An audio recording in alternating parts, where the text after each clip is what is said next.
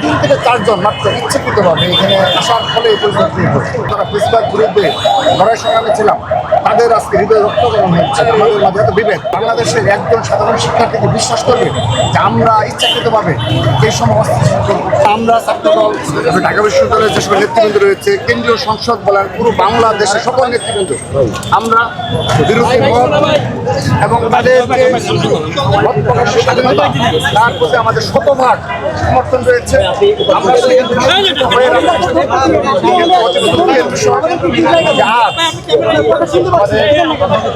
মাননীয় প্রধানমন্ত্রী জনাব তারেক রহমান এবং জাইমা রহমানকে নিয়ে যে ধরনের অস্থিরতা তৈরি করা হয়েছে তার প্রেক্ষাপটে আমাদের সর্বোচ্চ পরিমাণ নিয়ন্ত্রণ ছিল ক্যাম্পাসগুলোতে। বিশেষ করে ঢাকা বিশ্ববিদ্যালয়ে আমরা অত্যন্ত সৌহার্দ্যপূর্ণ পরিবেশে আইনানুগ ব্যবস্থা গ্রহণের জন্য ঢাকা বিশ্ববিদ্যালয়ের বিপ্লবী সাধারণ সম্পাদক নাইজুল শিপন তিনি এসএম হলে দীর্ঘক্ষণ অবস্থান করে তিনি যে বিশ্ববিদ্যালয়ের প্রস্তুতি সেটা মেনে তিনি প্রবেশ করার আবেদন করেছেন।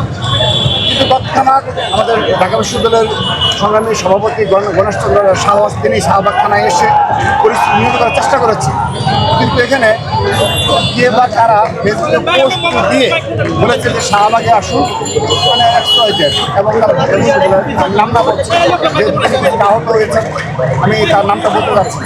তারপর তারা 4 থেকে 5 জন এইরকম একটা পরিস্থিতিতে যেখানে সর্বোচ্চ নেতৃত্ব নিয়ে এদের মূল রাষ্ট্র মানে ভোটকার দেওয়ার পর তারা 3 থেকে 4 জন মাত্র ইচ্ছাকৃতভাবে এখানে আসার ফলে এই পরিস্থিতি হচ্ছে। আমি তাদেরকে বলেছি যে তোমরা ছোটো কোনো ঘটনা ঘটলে আমাদের দ্বারস্থ হও। ছাত্রদল কেন্দ্রীয় সংসদের আমাদের প্রেসিডেন্ট সেক্রেটারি বলেন, ঢাকা বিশ্ববিদ্যালয়ের প্রেসিডেন্ট সেক্রেটারি বলেন, এবং অপর নেতৃবৃন্দের দ্বারস্থ হয় তারা।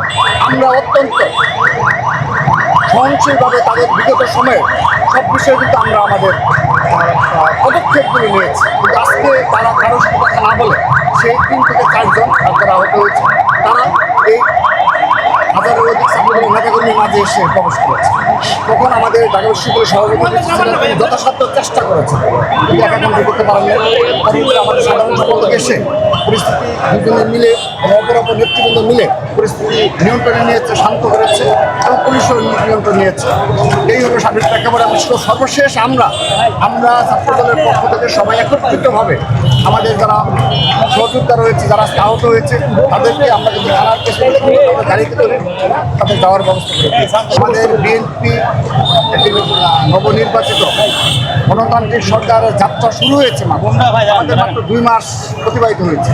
এই নতুন সরকারের সূচনা লগ্নে বাংলাদেশের একজন সাধারণ শিক্ষার্থীকে বিশ্বাস করবে যে আমরা ইচ্ছাকৃতভাবে এই সময় অস্থিতিশীল করব, এটা কেউ বিশ্বাস করবে। যেহেতু আমি তাদেরকে এরকম মিথ্যা অপবাদ এবং প্রপাগান্ডামূলক রাজনীতি বের হয়ে আজকে যে পরিস্থিতি ক্রিয়েট হয়েছে সেই পরিস্থিতি কিন্তু দেখুন, আমরা যারা প্রেসিডেন্ট বিরুদ্ধে লড়াই সংগ্রামে ছিলাম তাদের আজকে হৃদয় রক্তকরণ হচ্ছে। আমাদের মাঝে এত বিভেদ। এর মূল হলো এই প্রোগ্রাম, এর মূল হলো সোশ্যাল মিডিয়ায় যে অব্যাহত প্রপাগান্ডা। আপনি দেখেন চট্টগ্রাম সিটি কলেজে যে ঘটনা ঘটলো সেটা ছিল গুপ্ত শব্দ তৈরি, আর এখানে ঘটলো সোশ্যাল মিডিয়া ফটোগ্রাফি।